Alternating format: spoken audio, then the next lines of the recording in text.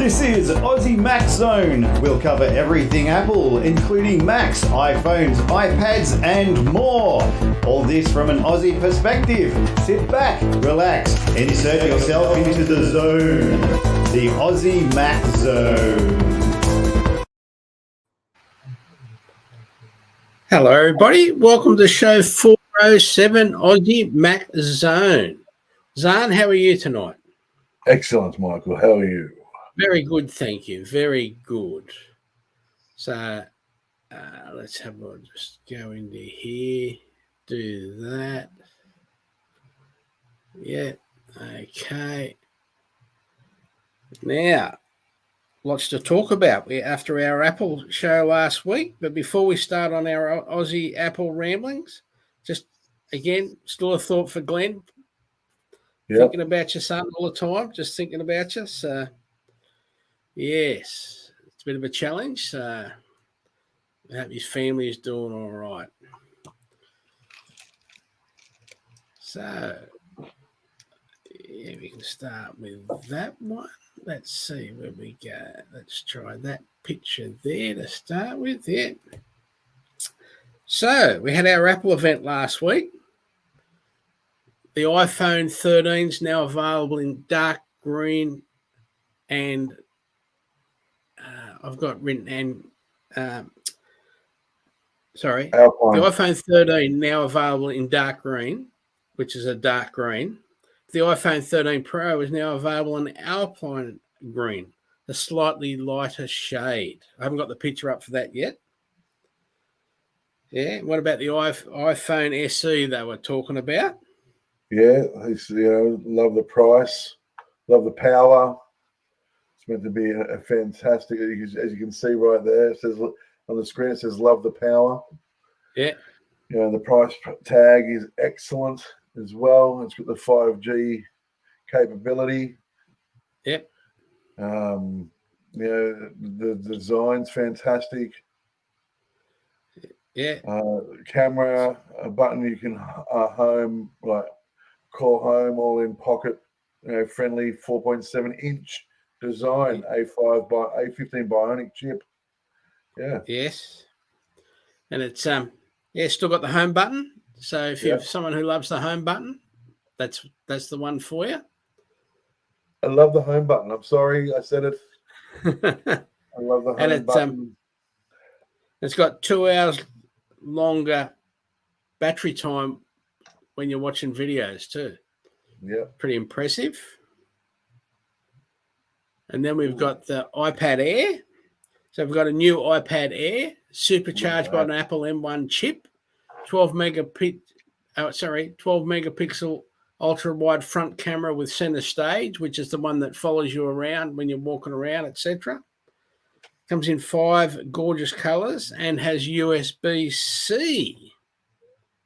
Yeah, the studio display is 5K, 600 nits, True Tone, P3 color, optional nano textured glass, 12 megapixel ultra wide camera with 122-degree field of view within center stage. Yeah. Yeah. It's got high fidelity sound with 6-speaker system. With force cancelling woofers, wide stereo sound, support for spatial audio when playing music or video with Dolby Atmos, studio quality 3 mic array with high signal noise ratio and bidirectional beamforming, and support for Hey Siri, because it's got that, I think it's got an A13 chip from memory. Yeah. So it's got one Thunderbolt 3 or USB-C port, 3 USB-C ports, 1 upstream Thunderbolt 3 USB-C port for host with the 96-watt host charging. 3 downstream USB-C ports up to 10 gigs for connecting peripherals. Get that word out, Zarn. Storage peripherals, and networking. Yes. And to drive the display.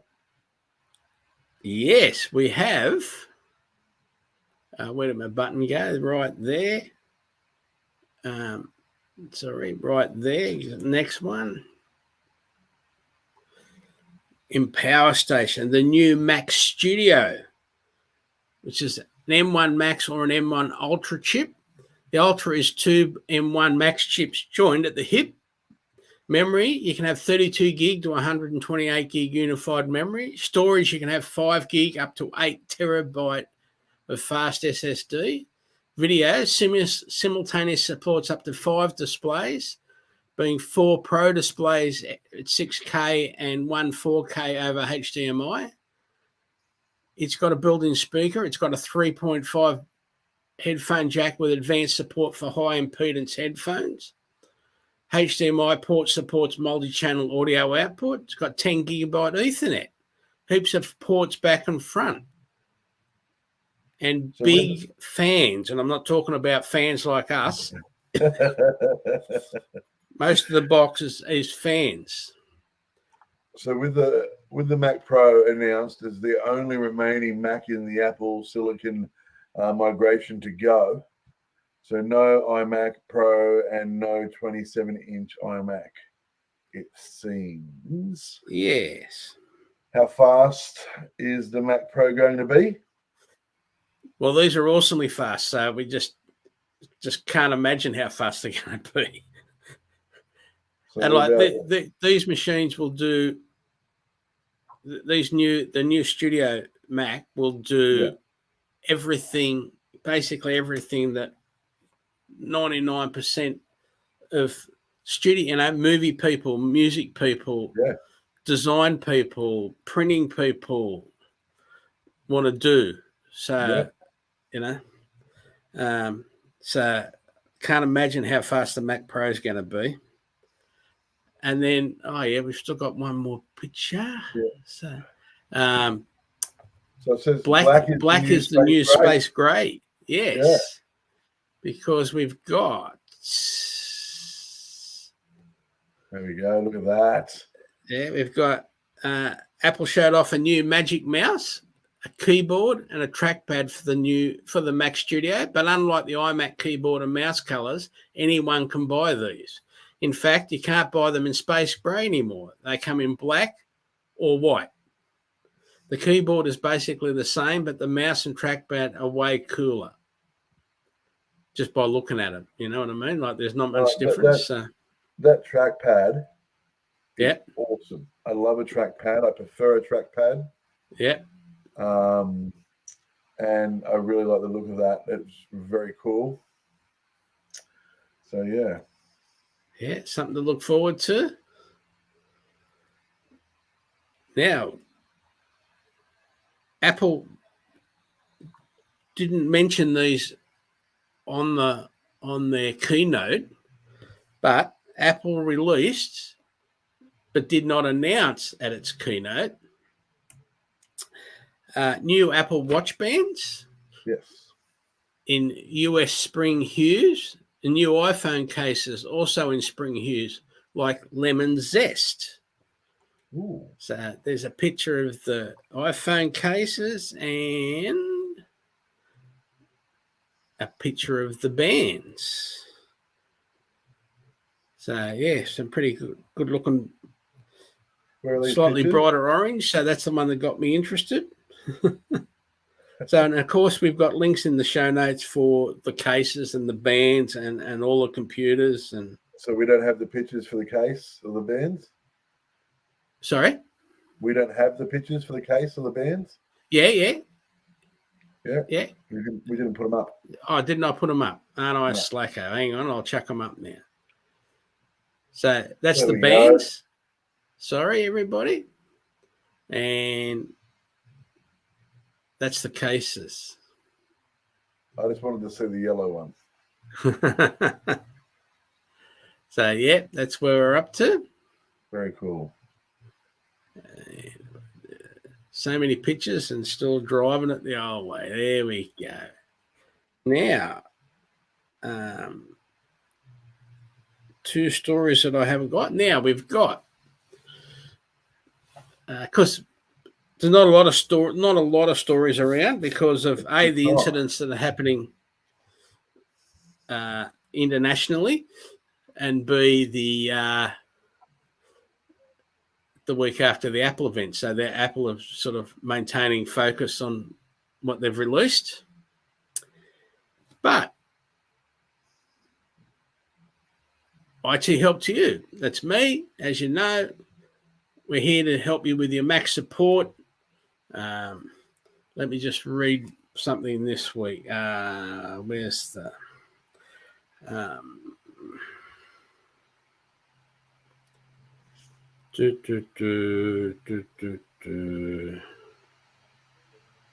Sorry, everyone.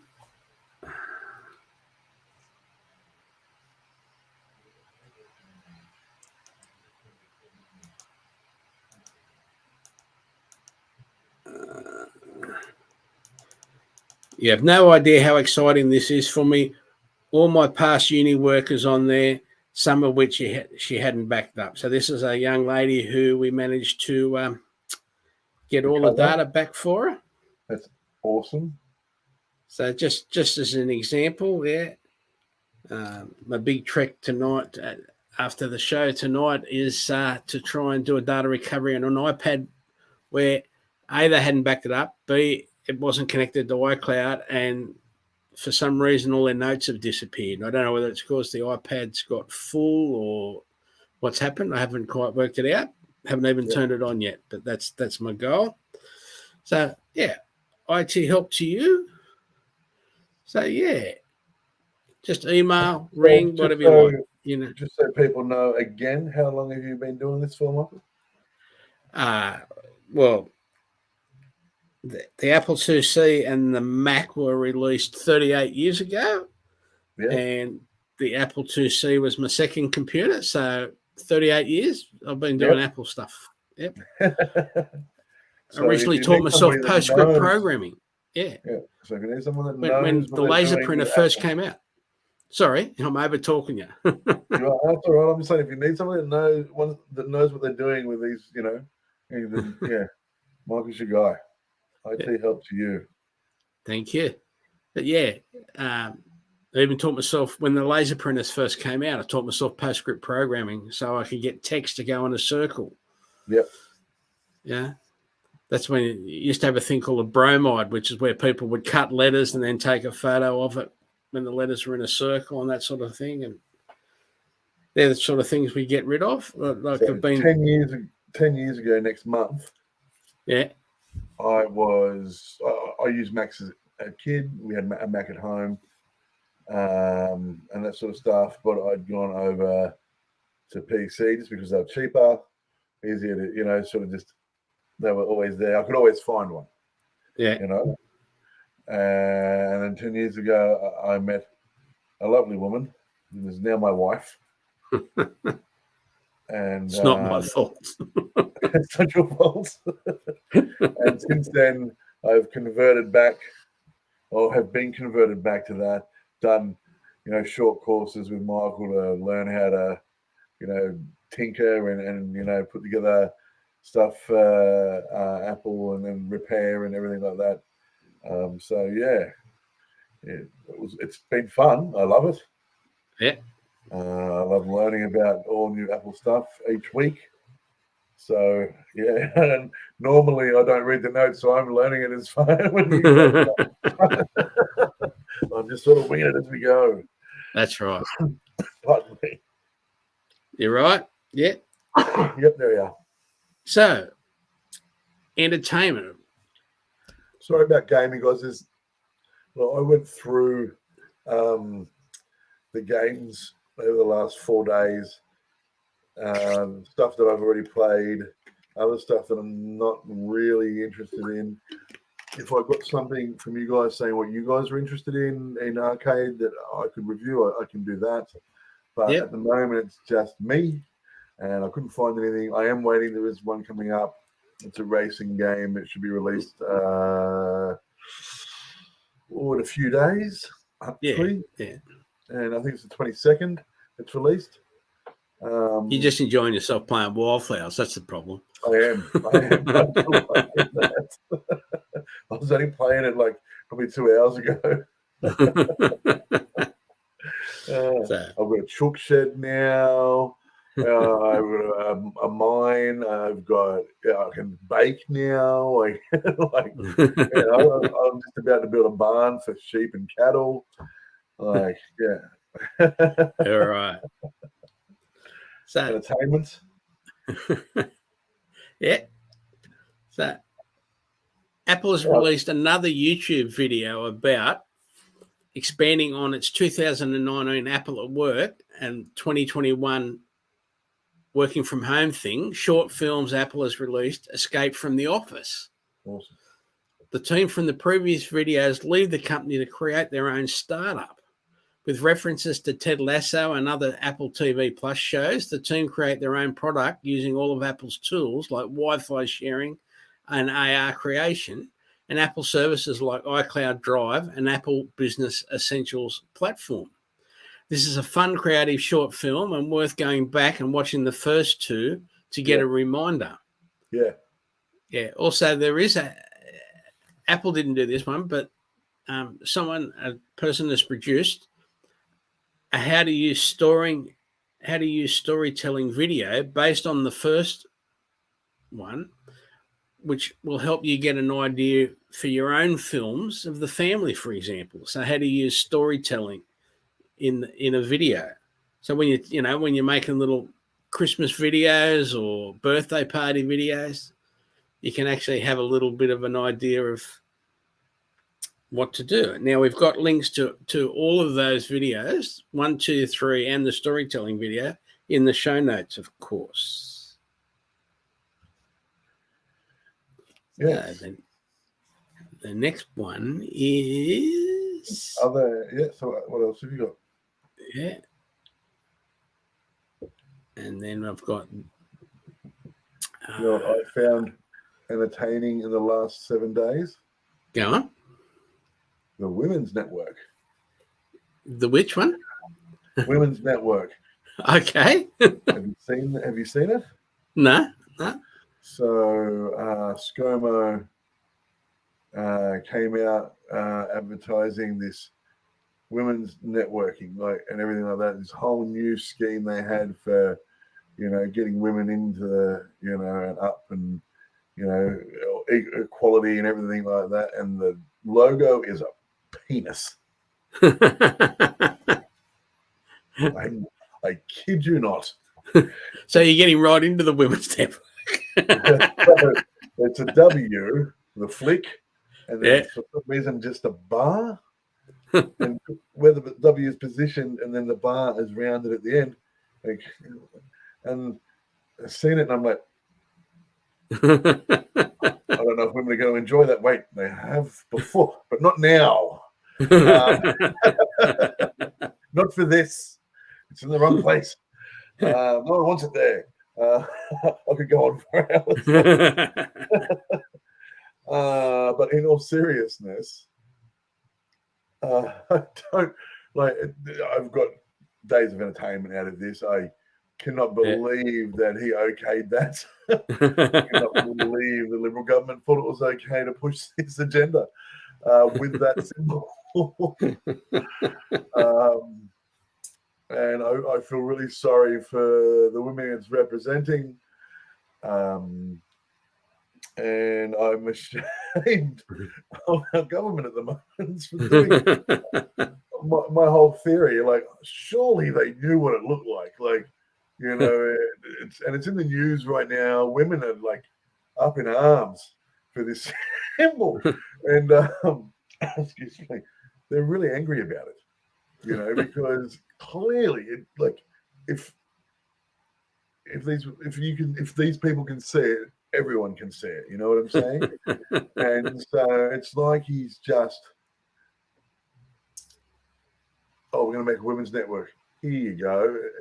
It's a little snide remark to whatever. And so yes, that's kept me entertained for the last week or so in the news. I'm not going to show the symbol because I think it's disrespectful, but funny nonetheless. For comedy value only, I don't mean funny, Yeah. for the people that it represents or anything like that. But if you don't laugh, you'll cry. So, yeah. Excellent. All right, let's see if I can get this bit to work again. Fast, efficient and affordable business-grade hosting solutions, domain registration, SSL certificates and more. We also monitor and provide website security and update services, website builds, email hosting amongst other sensational products. If you have a question about your web page or your presence on the internet in general, no job is too big or too small. Visit our website today, or better yet, contact us at blueoceanwebhosting.com.au and leave your website issues to us. Awesome. There we go. I finally got the ad working properly. Thank you to Blue Ocean, of course. Also, yeah, in entertainment in the US and then things like that, they've gone up in arms for Disney putting what do you call it? Hang on, it'll come to me. Wait for it. Marvel's Daredevil. Which one? Disney. Marvel Daredevil. Yeah. So put the Daredevil TV series originally made for Netflix onto Disney because Disney acquired Marvel, yada yada yada. Yeah. And this parents, whatever it is, have up in arms because of all the violence and things like that in it, and they just don't agree with it. And look, there's parental locks on these streaming services for a reason. Yeah. And yes, Disney is one facet of this now multiple, owned company, but they've also owned, Marvel. They also own Star Wars now. They also own Hulu and Star and, all this other stuff. And here in Australia, they've clumped them all together so you can get your entertainment in the one spot, which I think is brilliant. It's such a good marketing strategy. We don't have to go out and get all these different apps. We've just got the one. So it means you're going to be staying on that Disney app for longer. You're not going to change to something else to go and watch something else because you can watch it right there. Yeah. They're bringing you in to watch. And so these parents are up in arms about Daredevil and everything like that. I got onto a chat forum and said, I have multiple streaming services. My children use them all the time, and on every other streaming service, they have adult content. And so what you do is you make your children a page, and you make yourself one. And on your children's page, you put your locks down, and your parental locks and everything like that down, so what they're watching is safe. Yep. You do the same thing. You do the same thing with Disney. Yes, Disney is the family movie empire. But they also do other things. Bella Vista have been doing other things for decades.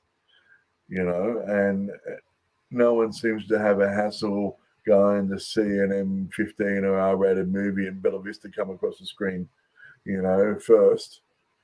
Like they're not going, oh, why is Disney promoting that? Because we're adults. So why can't we be adults here? Yeah. And use the parental locks. That's what they're for. And like I said, you make them their own little inside account in the Disney, making sure that you're monitoring and doing your job as a parent. So yeah, and I got into these forums, and I said that on one of these forums, and they had all these other excuses, but none of them made sense. When you can just make them their own in-house account and put a parental lock on it, so they are only getting the Disney stuff. My kids watch Gummy Bears and DuckTales and Sword in the Stone, and And you do it with iView in Sydney, in Australia. You can do it with iView. That's right. For example, because there is a ABC variety of stuff on iView. Yeah, exactly. And like I said, we don't give the boys iView. We just give them ABC Kids. There. And on ABC Kids, they can watch all their cartoons. They can watch their Bluey. They can watch everything they want, like that, and we don't have to worry. Yeah. So it's honestly give me convenience or give me death situation. It really is a 2021 problem. My streaming service is too violent for my children. Use a parental lock. Oh, I don't want to click that far because my finger hurts from clicking other things. Come on. Anyway. So, is that your 2 bobs worth this week? Yeah, why not? All right. So, into our how-tos. So, Halide app update brings the iPhone 13 Pro's macro photography feature to iPhone 8 and newer. It makes typing and editing text easier than before.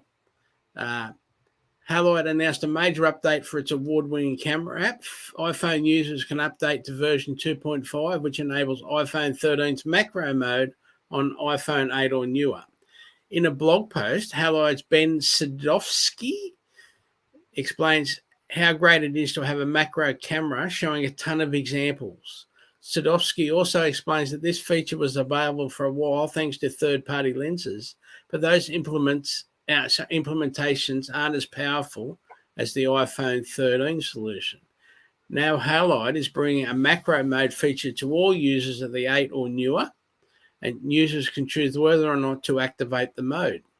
Macro mode is easily accessed as opposed to the built-in camera. We decided to really make macro photography a deliberate mode, while the ultra-wide camera in Halide is still automatically focused on very close subjects if you desire.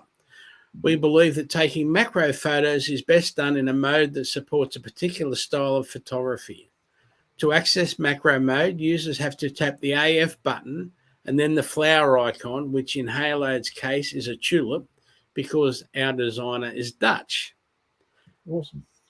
So here's how it works. Entering macro mode, smart things start to happen in Halide. To begin, Halide examines your available cameras and switches to whichever one has the shortest minimum focus distance. Then it locks focus at the nearest point. You can tap anywhere on the screen to adjust the focus, and unlike our standard camera mode, we configure the focus system to only search for objects very close to you. Halide also lets you adjust the focus by hand. Not only that, the app created a feature called Neural Macro, which upscales images in a way that produces much sharper, smoother results than what you typically get in an editor. So, of course, there's more with a link in the show notes. And Halide is a very popular app.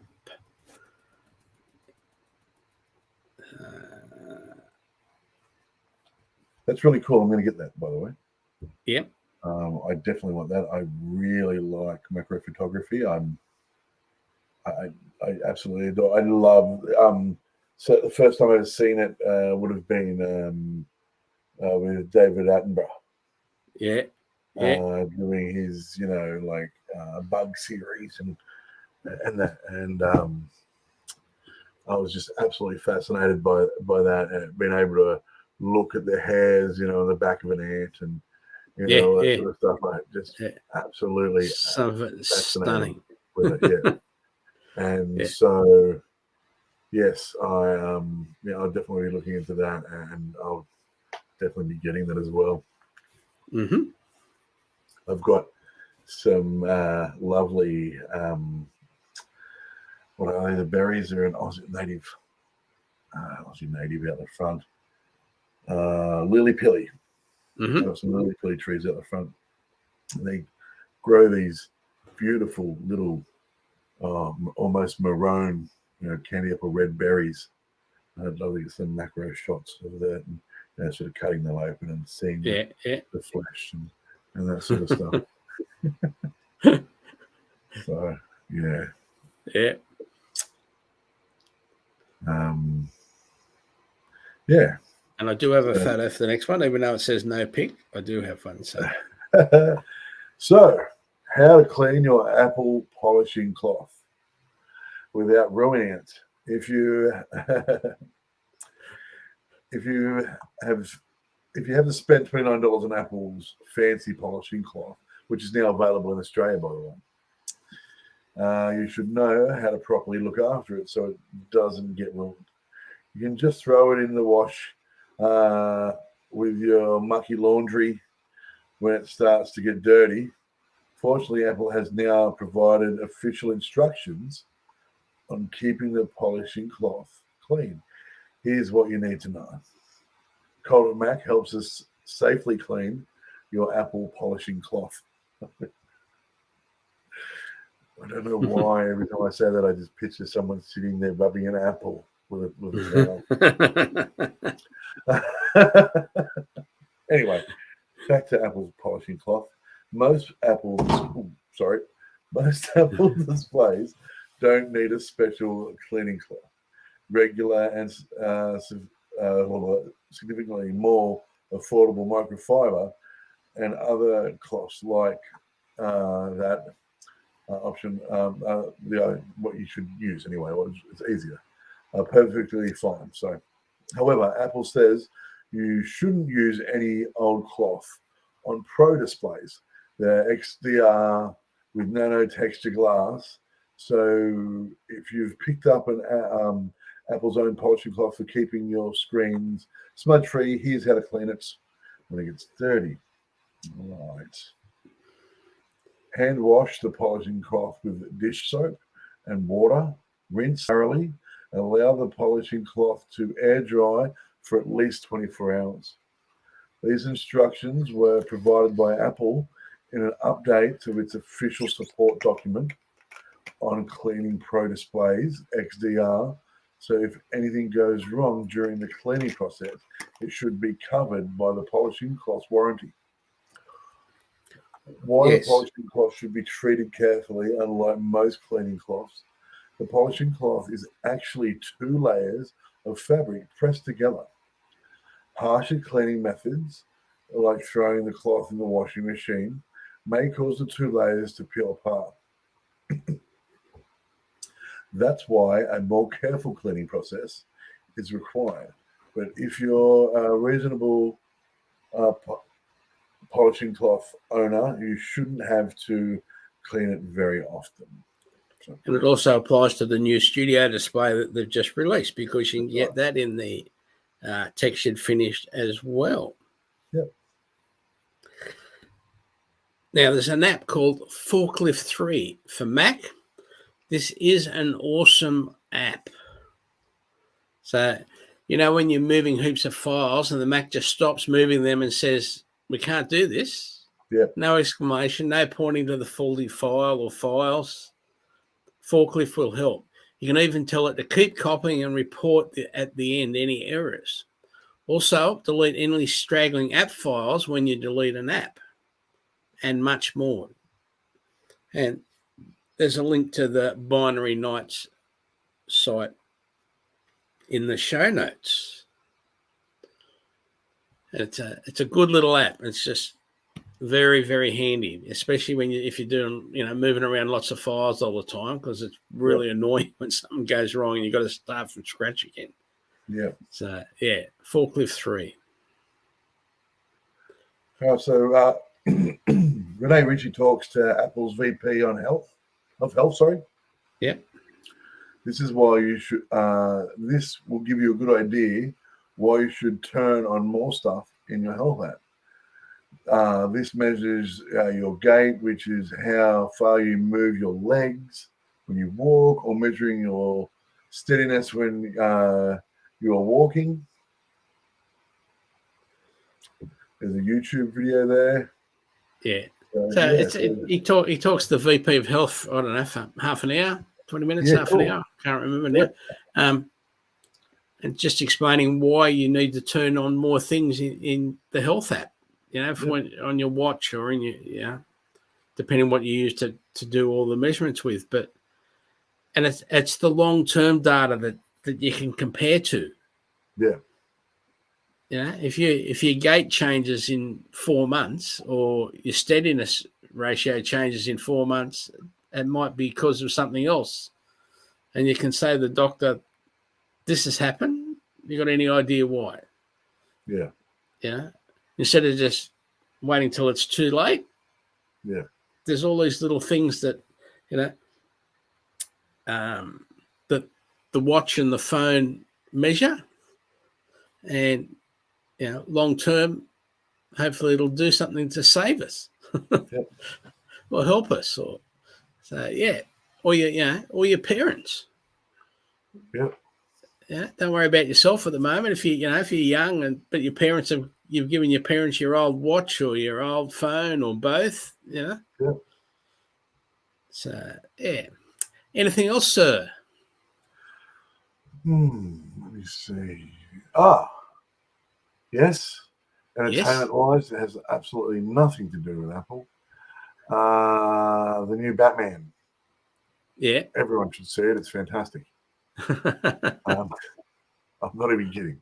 It's amazing. Michael, you should see the new Batmobile. Oh my God. It is very cool. And you'll like it because it's a Chrysler, all based off a Dodge. So, yeah. I went to the movies and seen it. It was amazing. I loved the movie. I can never remember the actor's name. He played the shiny vampire. Yeah. He was just phenomenal. I love the movie. The villain is great. The dark broodiness of the movie is just everything a Batman movie should be. And doesn't an Aussie play the Joker? One of the Aussies? Heath Ledger played a Joker, yes, in Dark Knight Returns. I think it was. Yeah. No, not in this one. Yeah. So it's one of those. But yeah, Heath Ledger plays the Joker in one of the Batman movies. Yes. No, but I thought just in this one, an Aussie played one of the baddies in this one. No. Anyway. No. Colin Farrell plays one of the baddies in this one, and you wouldn't even know it was him. Yeah. It was phenomenal. I don't want to give too much away. That's probably who I'm thinking of. Yeah. Yeah. And I don't want to give too much away because the movie's only just come out. Yeah. I don't want to give any spoilers. I'd hate myself if I did that because I hate when people do it to me. I just recommend going to see it. It was just brilliant. We hired the new Ghostbusters movie, Afterlife, Apple TV Plus, and watched it with Hunter because Hunter, for some reason, was like, I want to watch Ghostbusters. And I'm like, oh, yeah, okay, fine. I'm going to be like probably paying for this for the next, 25 years, but why not? And sometimes you've got to be a bad parent. And so we watched Ghostbusters Afterlife, and he loved it. Oh my God, did he love it? So we watched Ghostbusters Afterlife. This was last Friday. Yeah. Then Saturday we watched Ghostbusters 1 and 2. He'd absolutely love those as well. And then we watched the real Ghostbusters cartoons on YouTube. And we are now officially Ghostbusters fans in this house. I thought he would be scared, and he was jumping and laughing, but he knew it wasn't real. We had a really big talk about it before we hired the movie, and just explained to him, look, this isn't real. It's all cartoons. It's all animation. It's done well. It's for a movie, so you can enjoy it. You'll probably get scared, but don't worry. None of it's real. It's not going to happen. And He's like, okay. And I've done this before with Jurassic Park, and that ended poorly. So I was a little bit skeptical, but no, it turned out really well.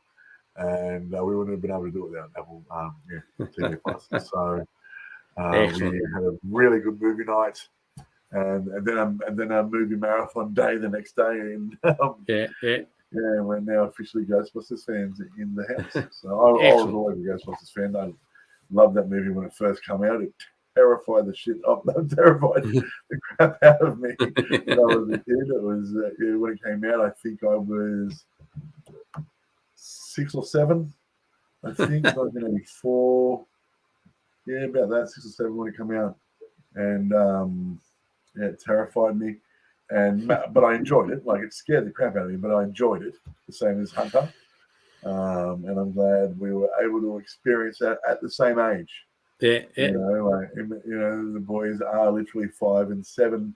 And even the 3-year-old was probably shouldn't have been watching it, but he was, and even he enjoyed it. Now every time I turn the TV on, he goes, "I watch Ghostbusters." So it was great. We had a really good time. Excellent. Yeah. One other thing, David, because there's family ties on my side for it. It's the 90th anniversary on Saturday for the Sydney Harbour Bridge.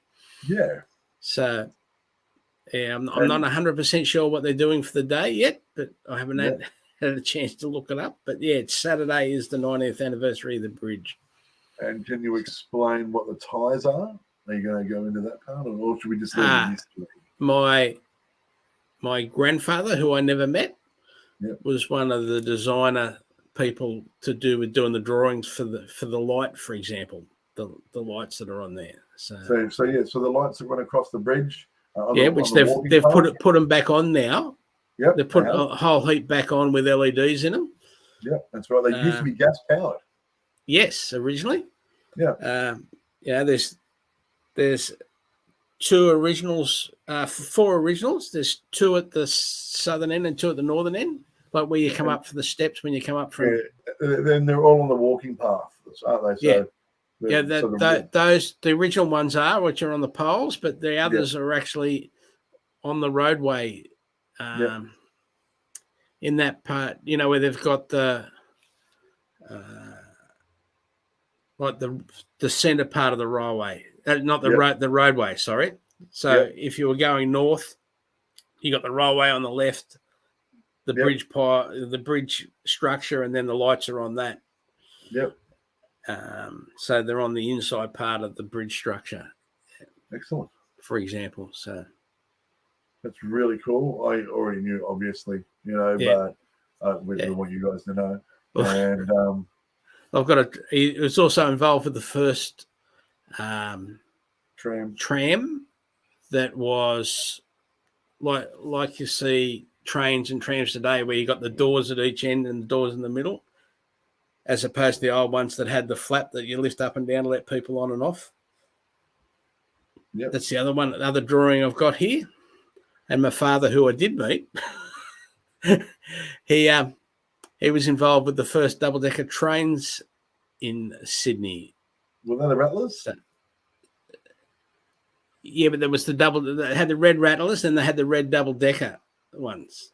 Well, I only know the red double-decker as the red Rattlers.